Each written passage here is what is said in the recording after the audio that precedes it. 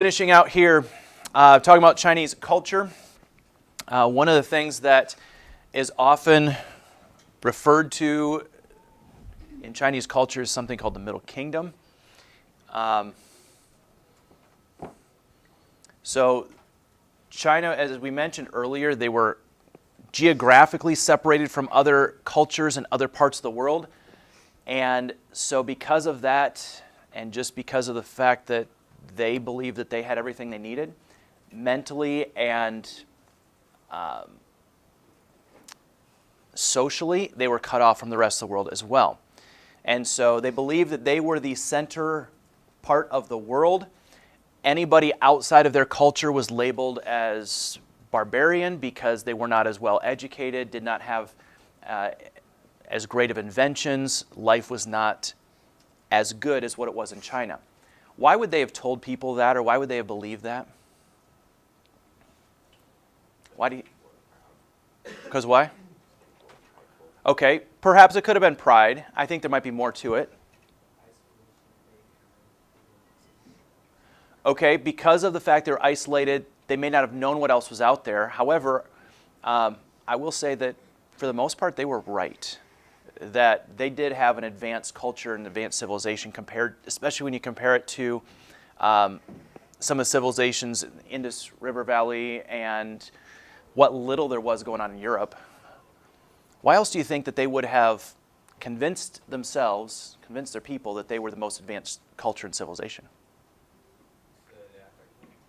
Okay, that way they might act like it. What else? I think that's part of it too.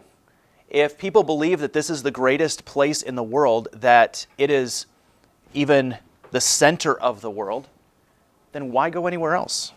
Why look elsewhere? Why bring in any ideas from another culture?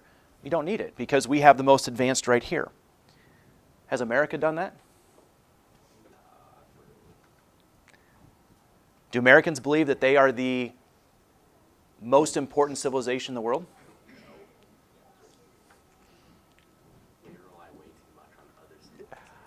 Well, I'm not necessarily talking about that. I'm saying, like, as a culture, as a people group, do most Americans believe they live in the greatest place in the world? I think they do.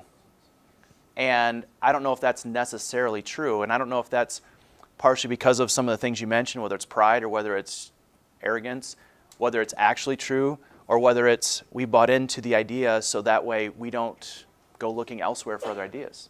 I know some of you come from other countries and you may look at Americans differently than what we look at ourselves. And you may look at your own culture differently than what we may look at it.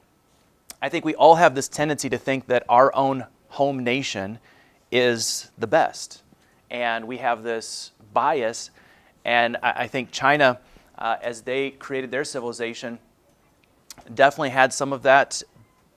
But in a lot of ways, it was true. China was very advanced. They did have everything they needed.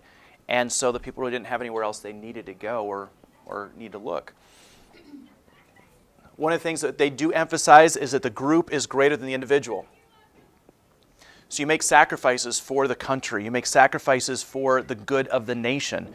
Even if that means that you have to lay aside your own individual desires, that's what is expected. That's just part of culture. That's part of life. You don't seek out your own individual success, your own individual fame. That was taught at a very early age. Now, as far as daily life goes, family was very important. It was critical to their society. We learned a little bit from the group presentations a couple weeks ago that we heard from a couple of you do in China, how family was critical, still is critical to their way of life, that the older generations were considered of highest respect.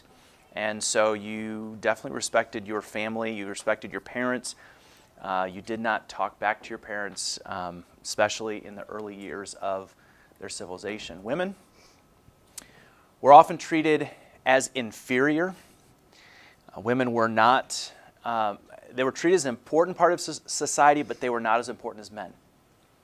And part of the evidence comes through the fact that in the early Chinese civilization, as the women would lead their sons and would train their sons into Chinese culture, there came a point where the sons overtook their mother in the authority structure, and mom had to listen to the son.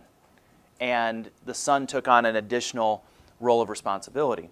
Now, I don't know if, is that still, no? Okay. I kind of thought that was... Right now in Chinese society, like, it's kind of like women higher. Yeah, I kind of thought that had changed, and so that is no longer the way that things are today. Then there's a large division here between nobility and peasants. The wealthy and the ruling class were way up there. The peasants were way down at the bottom. Big gap between the two. When it comes to religion, they did have a lot of ties between religion and family. So religious beliefs often were carried down from family generation to family generation. So it became very difficult when an individual wanted to change religious beliefs because the family believed that that person was rejecting all of the family as well as the ancestors. Is that still kind of the thought process there today? Okay, that's what I thought. That for those that their family, for as far back as they can trace, has always believed one way about religious things, for somebody to listen to a missionary or to listen to a new presentation of the gospel and to accept it is like a slap in the face, not only to your immediate family, but also all your ancestors. So there's a close tie between family and religion, and they believe that many of the ancestors had power to be able to bring blessings or curse to your life and to your family. And I've heard stories of missionaries that have gone to China. There was one who I talked to a number of years ago. He was in China. Of course, you can't go directly as a missionary to China because of the way the government rules are. So he was going in as a chef. And he had created a couple of restaurants here in the United States, decided he wanted to go as a missionary to China. And he went into China and set up a restaurant. And he set up, it was kind of like an Applebee's type of restaurant. And he wanted to put in jerseys and sports memorabilia and American sports stuff all over the place. And they had Asian stuff over there that they could put together, but they wanted some American stuff. And so they came to our school and they said, "Hey, do you guys have any old uniforms?" And so somewhere in China there's this Shiloh Hills basketball jersey that we donated to their cause. And he said, "You got to be careful, but as you talk with people," he said he's had opportunities where people have come to him. He doesn't necessarily go out there and start engaging in conversation with people, but they'll come to him and they'll say, "Hey, why are you different?" Or how, what do you believe in? It'll give him opportunities to share the gospel. But the people that he has shared the gospel with, many of them are reluctant because they don't want to bring a curse on the rest of their family. And so some of them are very ingrained in that family tie, which is not necessarily a bad thing, but it just makes them hesitant to the gospel. When it comes to writing,